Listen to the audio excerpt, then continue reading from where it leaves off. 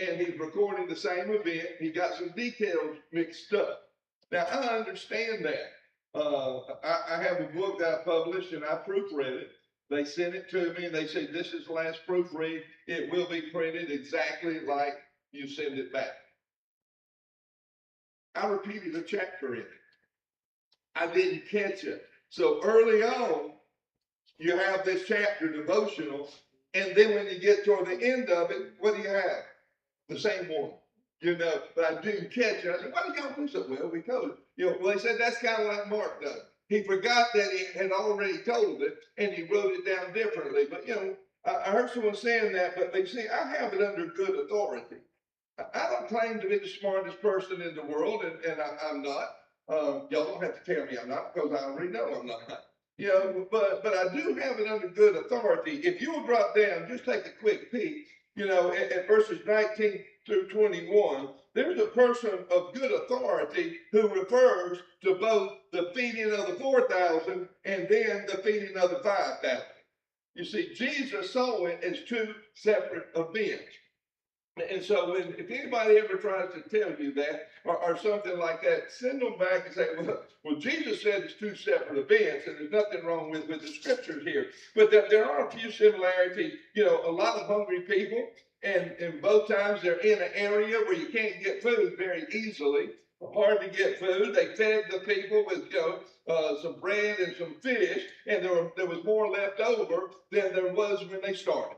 That's basically the similarities there. One was predominantly Jews in the feeding of the 5. You have mostly Gentiles when you get to the feeding of the 4,000. It's 5 loaves and 2 fish. With the 5, it's 7 loaves and a few fish. With the 4,000, they'd only been with Jesus one day when he fed the 5,000. But when we get to this one here in chapter 8, they've been there with Jesus for 3 days. So I imagine the food is kind of running out. 12 baskets full the first time, only 7 the second time. And there's a word difference. In the first time, the feeding of the 5, it was a small basket. Now in English, it would just say basket here. But the first one, it's kophanos is the Greek word. And what it means is like a small wicker basket, like a small lunch basket or something like that. The next one is the word spurios, which is the basket that Paul was put in. It is a large basket. And so there are some differences in everything there. But look in verse 2. First thing I want you to see is the compassion. When you go through this chapter, first thing I want you to see in verse 2 is the compassion. Jesus has compassion for these people. He's been with them here, 3 days? So I imagine the food they brought is probably wearing out. The igloo coolers hadn't come out yet, so they couldn't, keep anything very, very long. There in verse 3, it says it's a long walk home. And if they don't get something to eat, they're going to be weak, they're going to be fainting, and everything else. You see, Jesus is concerned about all aspects of life and everything. So he is simply stating a problem to them. When he speaks there in verse 2, he's simply expressing compassion to them, not a command here when he speaks, and maybe he's wanting to see how the disciples are going to react, see if they learned anything the first time and everything else that he's done. They don't say send them away like they did in chapter 6. The verse 36, the feeding of the 5, they said, man, just send them away. We can't take care and get rid of them. But look in verse 4.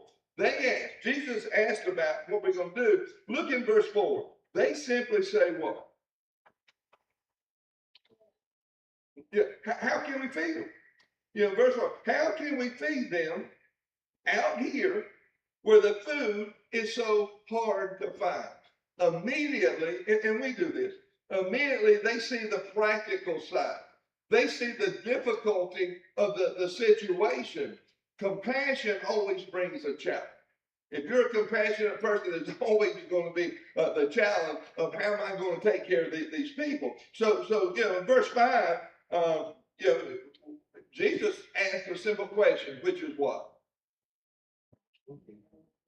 How many loaves you have? What you got? What Jesus is saying here, he's kind of saying don't push the responsibility to help on someone else. Don't say you would help if you had something. How we going to get anything out here? Man, I'd help if we had something out here, but out here we don't have anything. Don't say that the circumstances are impossible. Jesus said, take what you have, give it, use it, and see what happens. 7 love. Just give me what you got, and let's see what we can do. Do they have the faith to believe that whatever they have is going to be enough? Do they have the faith to believe that whatever they have, that's all that Jesus is going to ask for? And that's all that he needs. I was thinking back earlier today, throughout all the years that I remember, Jesus has never asked me for more than I had, to do more than I was able. He never did. They could do with it. I wonder if do you think they've forgotten the first miracle, or maybe they're just waiting to see what Jesus is going to do? Yeah, I think they're waiting. There's no way they could have forgotten the first miracle here, but I believe they were just kind of waiting to see what he's going to do here. He only asked, just give me what you have. We're going to go on. We've covered this pretty heavy there, but Jesus goes ahead and he feeds the people just like he did before. But now we have the controversy. That was compassion. We said, go down to verse 10, and you have the controversy here. When do they get in the boat? Yeah, straight away or immediately, whichever translation you have. You probably didn't have to look to answer, to answer that. And where do they go?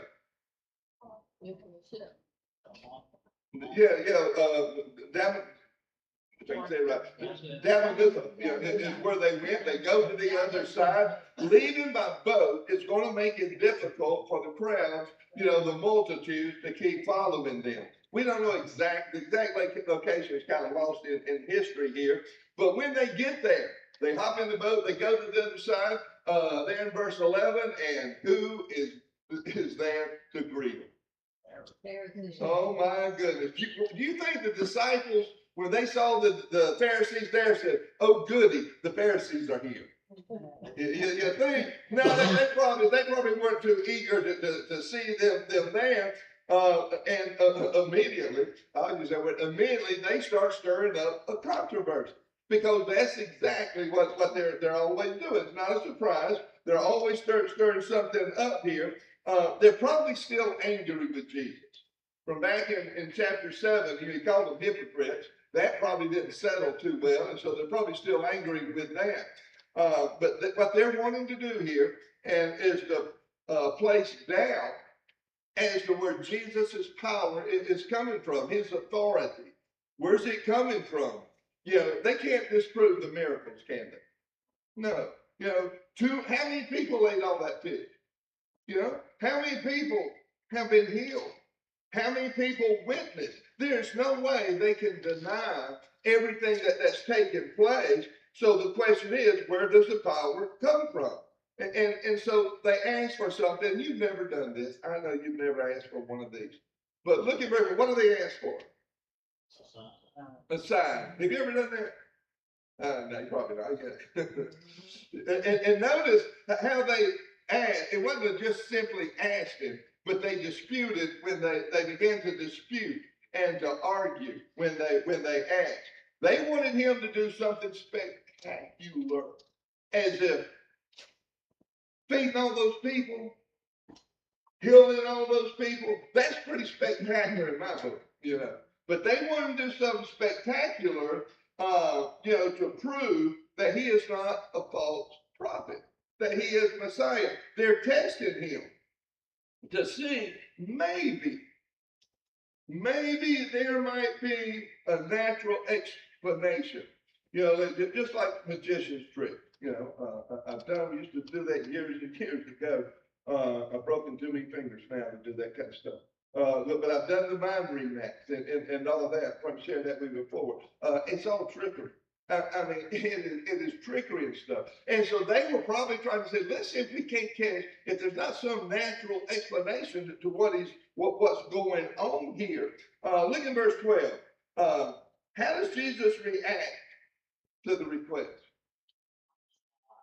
Yeah, yeah, yeah, he sighed deeply. And how many signs did he give? None. None at all. It grieved him. It probably grieved him that these church leaders who've been talking about the Messiah coming for all this time, that they didn't have enough faith to recognize him as it. You see, they wanted to disprove who he really was. They were spiritually blind. Look down at verse 12. He was troubled and resented the request here, and so he's not going to give them, the thing there. Why do we ask for signs today? Was anybody out last night? If anybody sees someone with the church department in the next couple of days, tell them thank you. They're on the job. They're on the job. I was making my phone call to my wife. She's upstate. But I was making a phone call late last night to talk to her, and I was outside walking by in front of the church, walking along, and all of a sudden I see a car come and start pulling in. So I told my wife. Who was it, Richard? I said, honey, I interrupted her. What she said, I said, honey, I said, everything's probably fine, but didn't want to just let you know. So if all of a sudden I go to traffic, I said, some cars just pulled in, because it was late. And then they sat there with the lights happening. I said, okay, here we go. It was this. And then all of a sudden, I guess they realized who I was, and they pulled out. I didn't see who it was, but it was the sheriff's deputy. And I guess he wanted to know who this strange guy was that was running around. But one thing I noticed last night, the moon was gorgeous. Did you see it? Man, the moon was so gorgeous. The signs of God, they're all around us everywhere we go. The sun's always shining. Somebody said, man, I wish the sun was shining. It is shining. Sometimes the clouds get in the way, but the sun is always shining. The changing seasons, the signs are there, and the signs in our own lives, what he does. And so, we shouldn't have to ask all the time. There's nothing wrong, with asking for signs, because sometimes I do. I said, Lord, make it clear what it is you want me to do. But when he gives it to us, let's just have the faith to act when he gives us what that sign is. But it says there in verse 12, he doesn't give them a sign, but he sighed deeply. He cuts this conversation short, verse 13, walk away. But can a groan speak a lot, say a lot? Yeah. A whole lot can be said in a groan. It can be a groan of disgust. It can be a groan of hurt. All kinds of things like that. It can be. But all that he has done, and this is why he groaned, all that he has done and they witnessed was not enough because of their hard-hearted belief. They wouldn't do it. They're not going to believe him no matter what. So why give another sign? Now, he brings something else up, verse 13, when we start picking up here. He said, beware of the leaven. Verse 13, they're back in the boat again. They spent a lot of time in the boat, didn't they? And everything. They're back in the boat, and as they're crossing the sea, this was a great time for Jesus, because he never let moments get by. So he's teaching them while they're crossing over the sea. And verse 14, the disciples, they're almost as blind as the Pharisees are in some way. They're having a discussion about what? Yes, something to eat. How many is like that? Is anybody else like that? Come on, you always, when you finish one meal, what are you thinking? What's my next one going to be? You know, I'm as guilty as I can be for that. You know, and I can be so full I can't even invite, but I'm already thinking, you know, so and so would be good for supper tonight. You know, and everything. All they could think about is that not a single one of them had brought any food, and now they will soon be hungry. You know, they may have been saying, hey, by the way, where's the food? Well, I thought you were going to get it. No, Peter's got it. Peter doesn't have it. I just asked him. You know, they may have been wondering and going through all of that. Do you think Jesus is going to let his people go hungry? Absolutely not. Why? And think about it. Why would they be worried about food? He just fed the 5,000 with them. They had fed the 4,000. They've been involved in it. So why worry if Jesus is there with them in the boat? You see, do we not have a tendency to forget the blessings? Have you ever gone home really hungry? Does anybody have you been? It's tough. It's tough. But did Jesus always come around? Yeah. I have been when there was not one thing in our pantry. Yeah, if my dad had known or Llewellyn's parents had known, I mean, they would have done something, but it wasn't there. You know, it just wasn't. But God always sent somebody, and He always did provide. And so, you know, we need to stop and remember what He's already done, because we do forget too quickly. Jesus saw that they were preoccupied with the physical, with the food, and so He asked them this question. And I don't think He asked with anger. You know, He may have had a grin on His face when He asked this question, you know, about the kingdom. He says, hasn't experience taught you?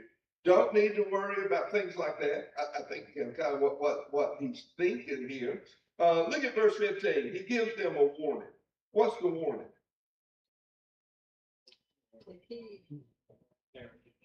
Now, yeah, it just went over their head. It just went by. Their mind's on the food. And when you hear leaven, you think of bread, you know, you think of food, you know, like that. And so when He asked the question here, you know, or gives this warning, you know, verse 16, you can see they missed the point. But it had nothing to do with food. I mean, they say it's because we don't have any bread that He's saying this. No, what Jesus is saying here, it has nothing to do with food. But they are so caught up in their failure to bring food, they reveal problems that they're having of belief. They have a problem just like the Pharisees do. It's a heart problem. The Pharisees had a hardness of heart that was there. They were too concerned with, you know, preserving their own ideas and the traditions that they added to the scriptures. The disciples had sort of a dullness of heart at this point. They'll get over it down the road a little bit, but they still hadn't grasped just all the spiritual truths of who Jesus is. But it's really tragic here. Jesus is trying to deal with the spiritual aspect, and they kind of miss it. They're thinking about the physical. Have you ever been physically with somebody and mentally absent? Mm-hmm. Have you? Has your spouse ever caught you doing that? Never done it. Yeah, when I'm young, you know, when you run and you reach a circle, you get where I'm not thinking that I'm gasping for air. My mind, I'm preaching sermons, I'm making plans, I'm thinking of the kids, I'm doing all these other things. You know, I'm physically doing one thing, but my mind's something else. They heard the word leaven in verse 16, and immediately they thought about their failure to bring bread, and they're going that direction. It has nothing to do with what Jesus is trying to talk to them about. You know, He's not talking about bread. How is the word leaven used in the scriptures? Whenever you hear it, usually when you hear the word leaven, how's it used? The Passover. It's used in the Passover. And one of the problems of it, you had to get it out of your house. Because during the Passover, bread, you make it without leaven, and everything, but it has to do with sin. It represented, it was a symbol of evil. It was false doctrines in Galatians 5. 1 Corinthians 5, unjudged sin in the church was referred to it. Luke 12, it was hypocrisy. It referred to it there. And like I say, all the Passovers, it had to be removed. Well, evil, like leaven, is small and it is often hidden, but it spreads and soon infects the whole thing. That's why I think it's leaven so much. How much leaven does it take in bread? Just a pinch. But that's all it takes to infect the whole thing. He's speaking of the leaven of the Pharisees and of Herod. Pharisees are religious Jews who live by the moral law. Herod is a secular Roman who survives by brute force. Jesus is talking about the corruption that both groups have here. Don't let the leaven, don't let the ideas, don't let the attitude, don't let the hearts of the Pharisees and of Herod contaminate your thinking. Religious and secular, Pharisees and Herod that's here. The Pharisees rely on their legal interpretation of the law to control the people. That's what they were doing. Herod controls the people simply by brute force. The way that he would always do it and attack it that way. And so he gives a warning and he tells them, don't do it. He warns them about false doctrine, and don't get caught up in all of that's going on. Be on guard against the influence of the Pharisees and of Herod that's there. Now, they are about to understand exactly who Jesus is. We'll go just a little bit further and we'll stop one more section. We'll stop for the night. But we have the healing of the blind man of Bethsaida. The word literally means house of the hunt or house of fishing. It is where it is. So this is a fishing village. Picking up at verse 22, where they're going to, and two things happen. You're going to have the healing of a man, but also it's leading to the confession of who Jesus is. It is never, whenever Jesus heals somebody or any other miracle, it's not for the sake of the miracle itself. It's not just for the sake of healing that person, but it's for reaching other people and giving them an understanding and everything that's there and everything. Look, verse 22, what happened? Yeah. And notice the wording. They besought him to heal this man. Is that what it said? No, they didn't say heal him. It's interesting here. They didn't ask him. It said they brought this man and they wanted him not to heal him, but to do what? Well, yeah, but because I believe they believed that when Jesus touched him, he was going to be healed because that's what happened all the time. Whenever Jesus put his hands on somebody, it was happening. They knew what would happen. This, I think, now if you ever find another one, let me know. But I really believe this is the only miracle. The only miracle where the healing is not instantaneous. Look at verse 24. Jesus touched the man and everything, but what was his vision?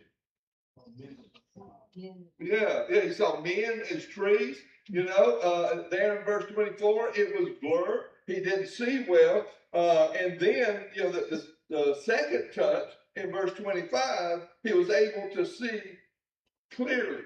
Why? Y'all help me out here. Why was he not healed the first time, like everybody else? He wasn't looking up. I don't have a magic answer here, perfect answer here. All kinds of things here. Some said it was because of the atmosphere of the unbelief around. I don't necessarily buy that, but because there's been a lot of times there's a lot of unbelief that was around. Some said what happened, what blurred the vision was the sudden light. All of a sudden he saw when the sun was shining and it was blurry a little bit at first.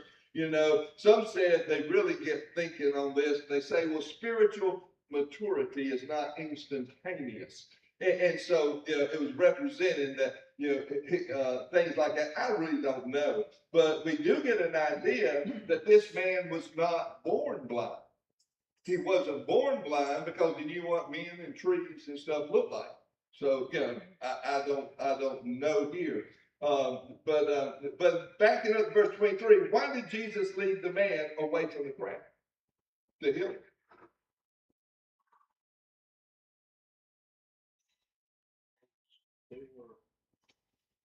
They weren't sure he could do it, or was he didn't want to give them that sign that he could do it? Yeah. What was the question? I mean, he took him because they already had this belief they could do it. They needed a sign, and this man was going to be their sign. Possibly that Christ could heal him, but that he didn't want to let them see that. No. He's not going to play the games with him.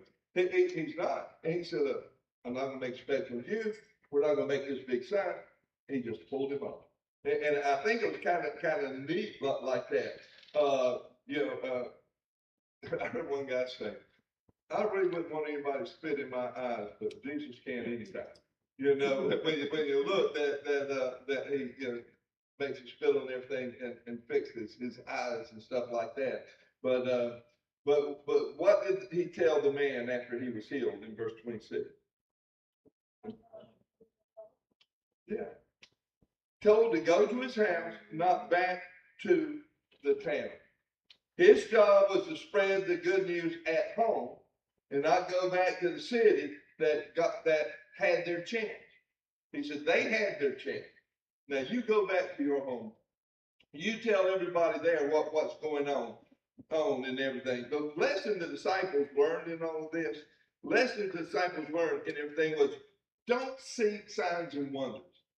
I mean, think just this brief period that they learned a lot. Don't seek signs and wonders. Live by faith in God's words. Trust Jesus to meet your needs because he always will. Don't worry about it. He said, avoid false doctrine. That's what the Pharisees were spewing out. Let Jesus work as he chooses to work. And expect a variety of ways to do it and everything. Next time we'll pick up at the confession that's been leading up. And then it gets really heated, pretty much from here on out with Jesus and what he's going through with I think he's trying to tell them, just like he told before, it's not power to worry about that food going up eating and won't that lose. I mean, yes. he's telling them point blank, don't worry about it. And I'll take care of you. and what do we do? Don't worry about it. We'd sleep a lot better. Our days would go a lot smoother if we just left it with it. Yeah, I love that passage in Matthew 6. Yeah.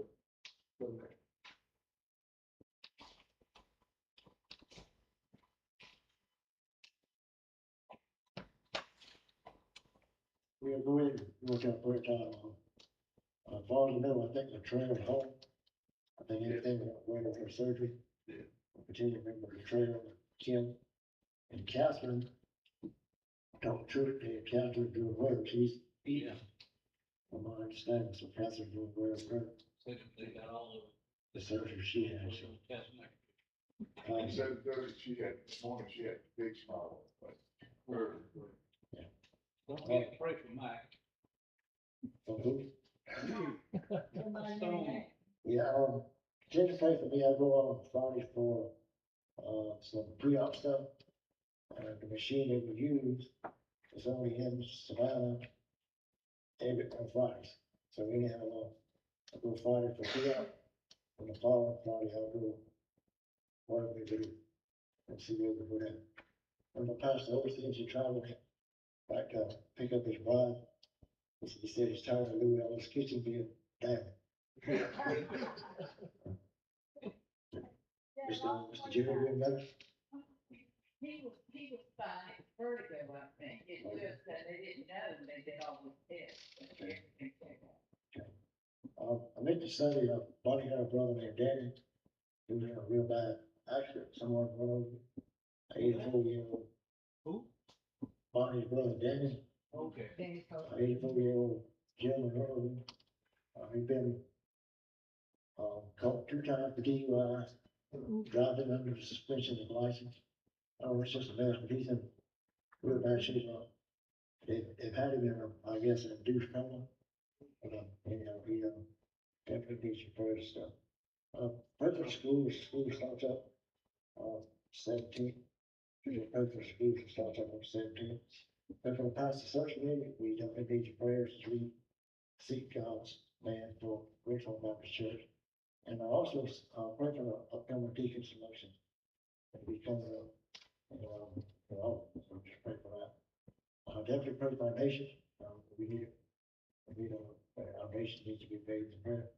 Where do you continue doing well? I think Drew had something too. True, Auburn.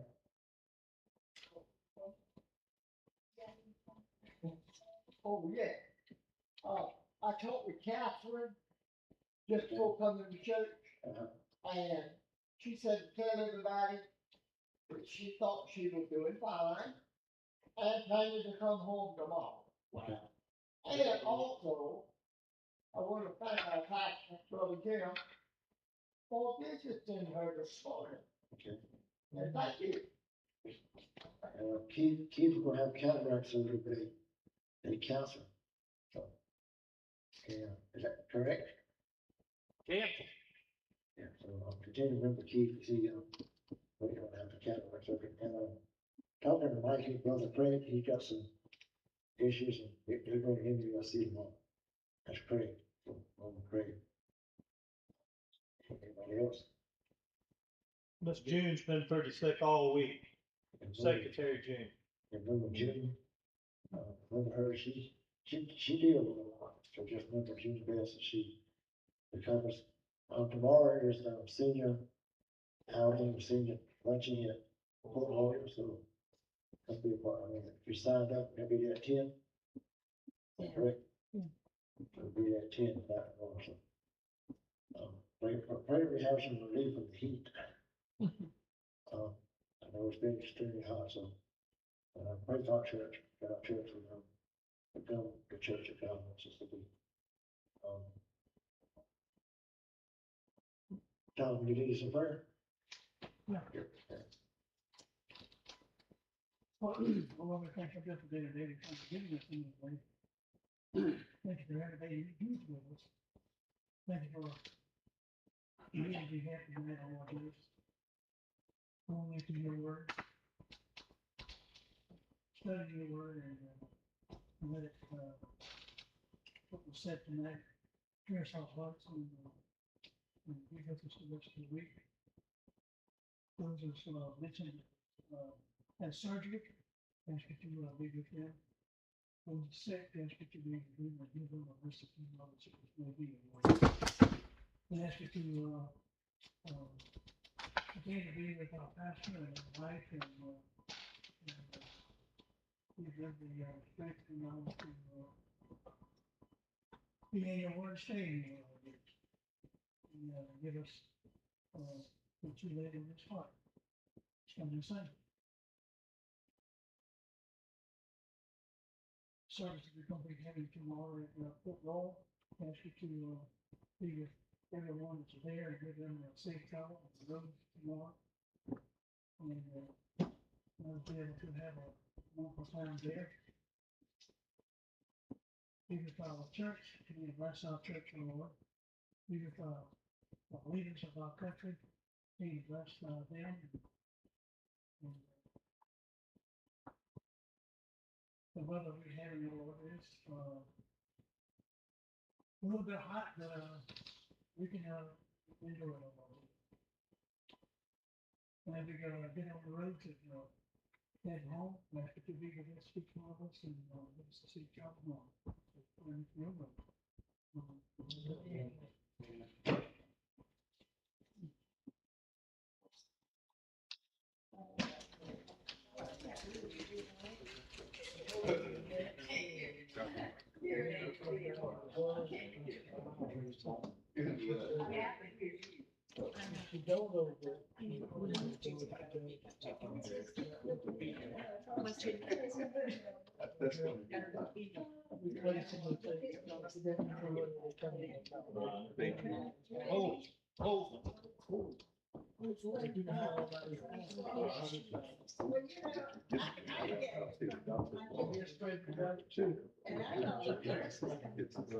We all got it too, Ken?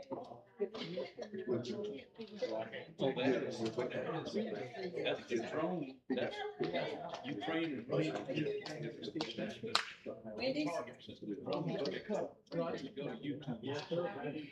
That's what that, Yes. that's right. Wendy's? And so they delivered it. Well, you know, he just lives.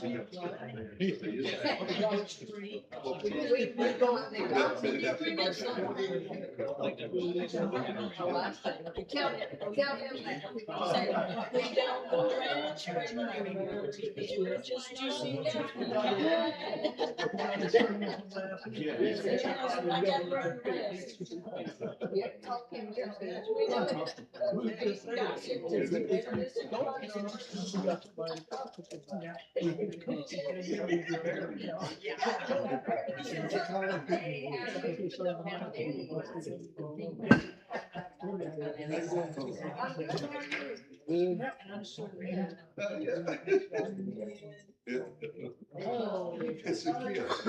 It's a gift that we have. I'm doing good. I took a minute. This boat, Good to see you. boat.